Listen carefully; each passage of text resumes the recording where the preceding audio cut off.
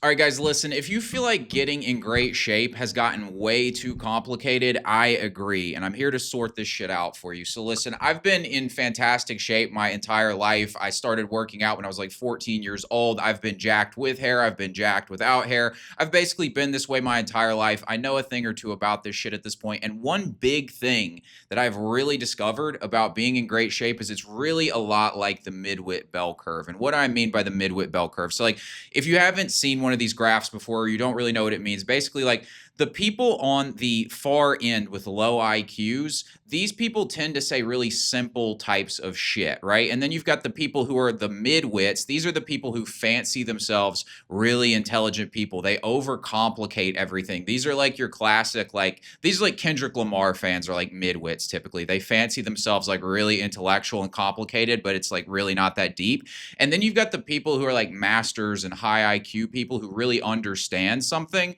And these people always have really simple explanations for things. And fitness is really like this. So you've got these people who are like the midwits of fitness who just make this shit entirely too complicated. They're like over analyzing rest periods, worrying about this supplement and that one. You got to take this thing, you got to eat at this period, you got to do this exercise, it's this, it's this. And they just overcomplicate the fuck out of this shit. They make the diets way too complicated. The whole thing's complicated. And the more I've done this, the more I've realized is it's actually pretty straightforward and simple. And so I'm going to simplify this for you so that if you want to get in fantastic shape, you want to be jacked, you want that aesthetic physique, you can do this. And it's really not that complicated. You basically just need to do some basic shit consistently. Okay.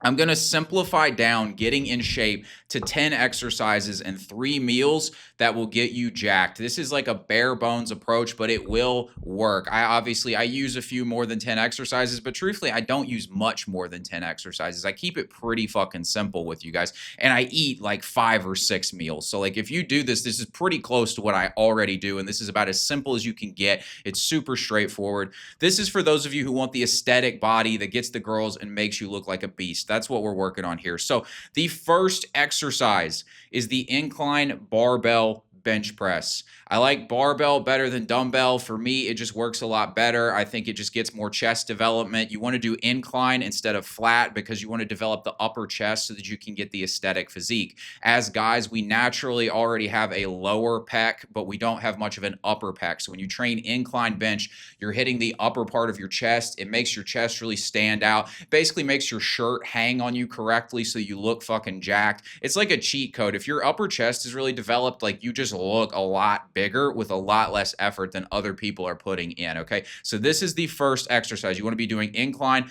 barbell, bench press. I usually do like 4 or 5 sets, probably like 4 sets, anywhere from about 6 to 12 reps in that kind of range. That's what you're going to want to do for this one. Next exercise up is a shoulder press. You can either do dumbbell seated shoulder press or you do standing barbell press. These are the two best versions. I like the standing barbell better personally, but I didn't have a video of it, so I put the dumbbell one in here. Use whichever one you like for these. Again, this is obviously going to get your delts. And if we're building this aesthetic physique, it's all about getting, your upper chest, your shoulders, your back. So you have this V-tapered physique. This is the best shoulder exercise you can do, is either a dumbbell shoulder press or a barbell press. You want to do one of these two exercises. I usually do, again, if I'm doing the barbell press, I usually do 4 sets. I'll usually do like a lower set at like 5 reps, and then the other sets I'm doing like 6 to 8 reps. If I'm doing it for dumbbell, I'm usually around 8 rep sets. That's what you're focusing on doing for these, okay?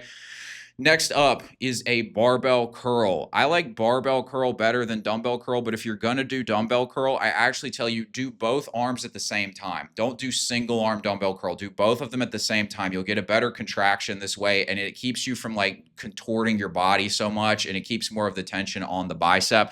But I like barbell, again, better. I'm just a big barbell guy personally. I think dumbbell's a little bit overrated. There are things that I do for dumbbell, and I have a couple dumbbell things on here, but overall I like barbell better. For this kind of exercise, obviously we're hitting the biceps with this.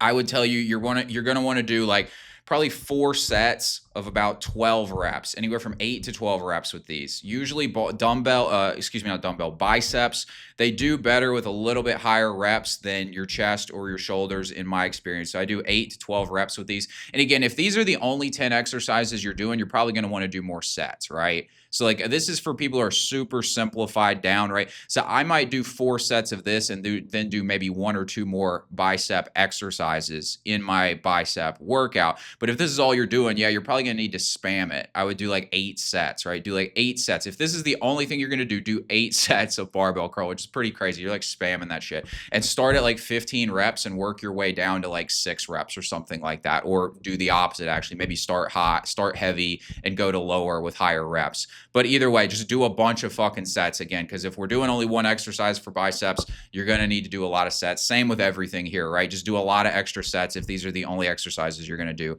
The next one up is dips. I didn't have a video of this one, so you get this guy who, you know, kind of looks like me, I guess you could say. But anyways, dips to me is like the best tricep exercise because it's also going to get the lower chest development, a little bit of shoulder development. And since we're trying to keep this simplified and straightforward, I figured this was sort of like the compound tricep movement. Other tricep exercises I like, but that aren't on here, are things like skull crushers, tricep pull downs, push downs, things like that. But they're a bit, they're kind of like isolated movements. And so I didn't put them on here because you want something that's a bit more compound if you're trying to keep this simplified. Dips is the best way to go. If you can't do dips on the side of a bench. Start there and then move up to using like the dip bar like this guy's using, where you get your whole body off the ground and you're using your triceps for this. So this is going to cover your triceps, your lower chest, a little bit of shoulders. Next exercise up, pull-ups or lat pull downs. If you can do pull-ups, do pull-ups, meaning if you can do at least, I would say 3 sets of 5 pull-ups. If you can at least do that, then switch over to pull-ups and start doing pull-ups. I like pull-ups better. They're a better compound movement than a lat pull-down. And again, if we're keeping it really simple, then you want to do stuff that's got a little bit more compoundedness to it. But if you can't do that, do a lat pull-down right here, like this lat pull-down machine. And if you're doing the lat pull-down machine, I would say focus on sets of about 12 reps to 8 reps, somewhere in that range. This is an exercise that I like to do drop sets on too if I'm going to do a lat pull down. A drop set is where you start at the most weight you can do for, like, let's say a set of 8, and then you get done with that 8, you lower the weight, and you immediately do another set of 8. So this is a good one for drop sets. It's a really good way to really increase muscle development. This is obviously going to hit your lats. If you're doing pull-ups, it's going to do more than that because you'll probably get some ancillary bicep gains. You'll get a bunch of good shit from doing pull-ups. You'll even get your core engaged. It's a really solid exercise. One of the best ones you can do. The most practical you can do as well. But lat pull-downs is really going to nail your lats, which is going to spread out your back because that's your back muscles. That's going to help you get that V-tapered shape. This is an essential exercise you want to be doing. Next up is the cable row, and I had to go back into the archive and find a video of me with hair from like 2020 to find a video of me doing these things. I just don't record myself working out much anymore. But anyways, I like the cable row. It's like I don't use this. Here's the thing. I don't do cable rows a ton myself because I do more than a few exercises. Like I'll do a couple other things. But if we're keeping this really simple, the cable row is a good one that's going to get some rear delt. It's going to get your back. It's just like a really good one for hitting the back in a simplified fashion. Okay, so like doing cable rows. If you're doing this one, again, I would tell you do like 3 to 4 sets of anywhere from 8 to 12 reps. This is another really good one to do drop sets on. Up next, back squats, everybody's favorite, right? No, nobody thinks that, seriously. Anybody who says that squats are their favorite exercise is just trying to like pose. They're just posers. Nobody actually wants to do this shit, but you got to do it. It's the best leg exercise. If you're not going to have a ton of leg exercises you're doing, this is the best one to do. You get your quads, you get your hamstrings, you get your glutes. An underrated muscle, guys, by the way, I have talked to multiple girls around this. They all like guys with good glutes. It's like it's like damn near the same for them as it is for us as far as like ass goes and shit. Seriously, like, you know those guys with like the flat asses where it looks like a fucking breeze could blow them away, like their pants are just like completely sagging off them because they have no glutes. Like it just looks fucking weird. You look like a child. Having like a good solid set of glutes, pause, is like actually like it's a cheat code for attracting women. It makes you just look more masculine. Makes you look a lot better, seriously. So like focus on training legs. If you're doing squats, honestly, like you could just do squats and you would have good legs. If this is all you're doing, like seriously, like even if you're trying to add more exercises than what I've got on here, if you literally just went in for your leg day and did like 8 fucking rough ass sets on squats, like you would have some solid legs. Like it would work for you. But anyways, focus on doing squats. This is the best one. The way I typically do squats, again, I do a few other exercises on my leg days, but the way I do it is I'll do like 4 sets, usually like 12 reps for the first one. Then I'll probably drop it down to 8 and then 8 again, and then maybe do like a set of 5. That's usually how I do it. Okay. Up next, we got the split squat in the Smith machine. This is a hack. I don't have any video of me doing this one, but this exercise is a hack because you can really like target any part of the leg that you want. So basically, as you can see, like you're splitting your stance and it's kind of like a lunge in the Smith machine. And what this thing does, you can, depending on the positioning of your leg, you can really hit your quad, you can really target your glutes, you can get your hamstrings really well. Like my hamstrings are sore right now from doing these, like, I think that was yesterday I did those. My hamstrings are sore from doing these because like these are like a really good one for just like purely putting on muscle onto your legs. Like I would blast these, do like 3 or 4 sets of these for like 8 reps on each leg. Do that. So like if you literally just went in and for your leg day, you did the squats and you did this, you would have great legs. And this is all you have to do. Again, everybody overcomplicates this shit because again, it's like content, right? Everybody needs to reinvent the wheel so they can get you to click on some shit. But truthfully, like this is not that damn hard. Like once you get good at it, it's not that hard. It's just literally a few exercises, a few meals, and you're good to go. Okay. Up next, this thing right here, I don't actually know what to call this. This is like an exercise I think I found from Mike O'Hearn years ago. It's basically like a shrug, but not only is it a shrug, but you also, as you'll see here, you lift your elbows up at the end and it puts tension on the rear delts too. So you get your traps and your rear delts at the same time. This is like my form is honestly not good on this one. I think this is probably like the first time I ever tried these things, but this is like a hack if you want to just like it's like get traps and rear delts at the same time. I like this a lot better than just regular shrugs. The key with these, you're going to do a lot lighter weight and you want to focus on like time under tension. That's what I'm saying my form's kind of bad here, is like you want to kind of do the shrug and then lift your elbows at the end. So the whole time you've got tension on the trap. So it's like shrug and then lift the elbows. Shrug, lift the elbows. And so like you want to go a bit slower. This is like a time under tension kind of exercise, meaning like just take time. You're not rushing through this movement. So do it kind of slowly and in control. You'll feel it really good. I would do anywhere from about 12 to 15 reps of these 3 to 5 sets, somewhere in that kind of range. That's what I would do. Up next, the last one is the lateral delt raise with dumbbells. This is like the mega, like the goated dumbbell exercise is the lateral delt raise. There's really no better way to do this thing. Like cable people, it's just weird. Like cables don't work nearly as good as dumbbells. You can do drop sets with these. You can do, supersets. I like to superset these with different exercises. A superset is where you combine this with a different exercise. So one thing I like to do, I don't have this exercise on here because it didn't fit the rule of 10 exercises, but I like to do a superset where I'll do an Arnold press, which is like where you hold the dumbbells in front and then you shoulder press them out like this. And then I'll superset it with the lateral raises. That's something I like to do. But I would spam lateral raises. This is going to give you the width to your delts. This is going to really make your lateral delt pop. I would do like literally 5 sets of these and drop set them. This is one of these ones that you can really just blast and you need a lot of volume for them. So I do like 5 sets of 12 to 15 reps and I would drop set at least 2 or 3 of those sets as well. Just go hard as fuck on these. This is like, again, it's just like a really easy one to throw into all your workouts, throw in and just like, it just gives you that aesthetic frame that you want to have. Okay. Like it's one of the easiest telltale signs if somebody works out is like they get those capped looking delts like that. So that gets us through the 10 exercises. You might be wondering, what about calves? Well, I'll tell you jump rope for that. So jump rope, I didn't count it as a 10th exercise. Jumping rope has been way better for my calves than any calf raise. Like I jump rope for boxing, obviously. And like, it just develops the calves way better. I do like 10 to 15 minutes of jump rope every time I box at the very beginning. I would do something like that. That'll get your calf development taken care of. And also abs are made in the kitchen. If you're wondering where the ab exercises are, I do some ab exercises, but if I was limited to 10 exercises, I wouldn't bother with them. I would just leave that to the kitchen. And also like if you're training these exercises right, your core is going to be tight. So you're going to have your core engaged while, you're doing dips or you're doing pull-ups or something like that. You're going to have your core engaged. So it'll train it a little bit. But abs are made in the kitchen, which is where these 3 meals that we're getting ready to cover are. And these are probably meals that you're going to be like, what the fuck?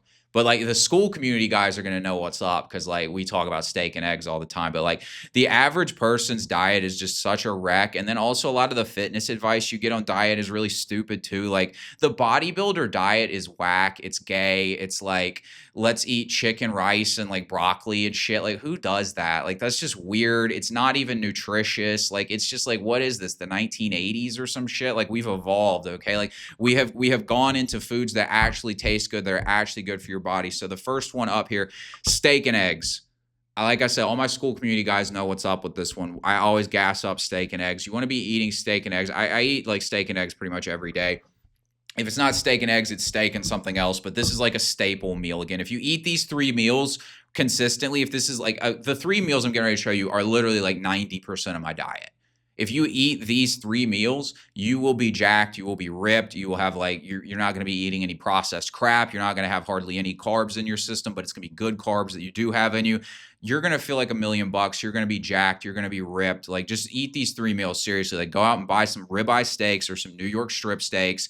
That's what I eat. I go grass fed. That's like grass fed is just going to be more nutritious for you. And get yourself some eggs. So right here, I think this is probably like a 12 ounce, maybe 14 ounce ribeye and probably 2 or 3 eggs, right? Just kind of mix and match however much you want. If you like a smaller steak, if you're a little bit of a smaller guy, then I would go for, an 8 to 10 ounce ribeye or New York strip and, 2 eggs. If you're a bigger guy, 14 ounce ribeye, 2 or 3 eggs again. That's a good meal. This is one of the first ones that I eat. It's one of my go-to meals. I eat this all the time. Next up, this one, as you can see, because I had to download this off my Instagram story to get the pic of it.